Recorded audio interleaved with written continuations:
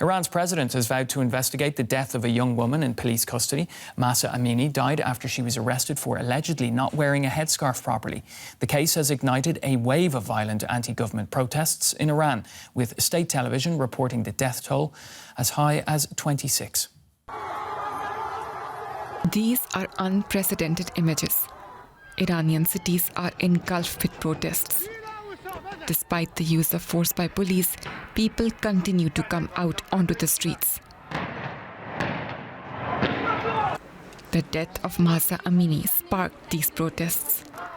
Women are angry at the state dictating a strict dress code. But now, the cause has become bigger. Many men have joined too.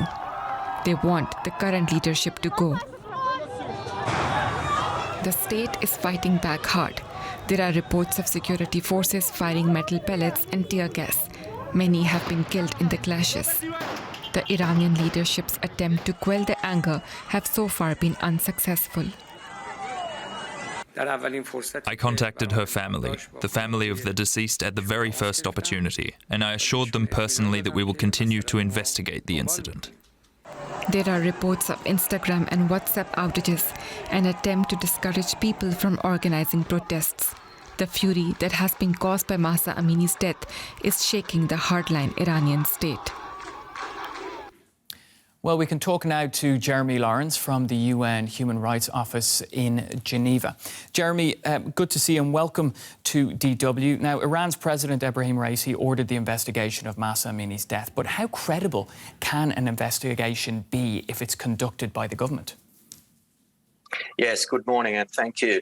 Our office has called on the Iranian authorities to ensure that Mahsa Amini's death and allegations of torture and ill treatment are promptly, independently, impartially and effectively investigated.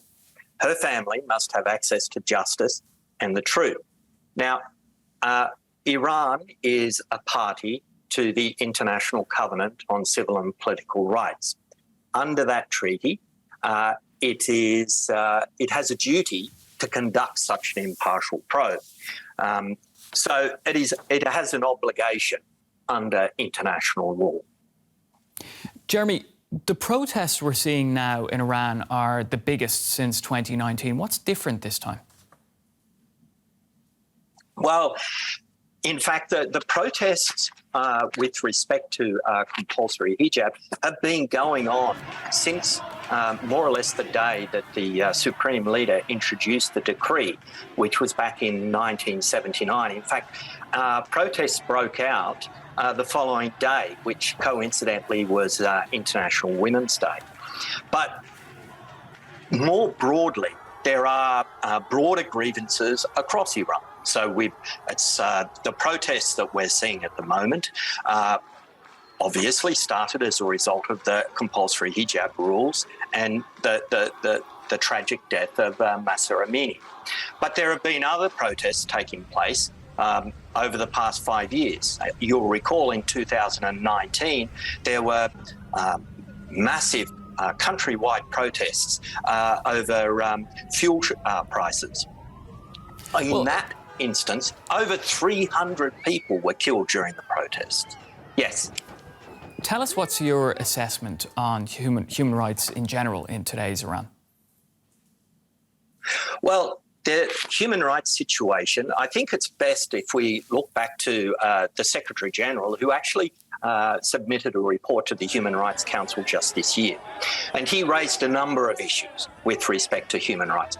Of course, one of them is the compulsory hijab rule. Then, of course, there's violence against women.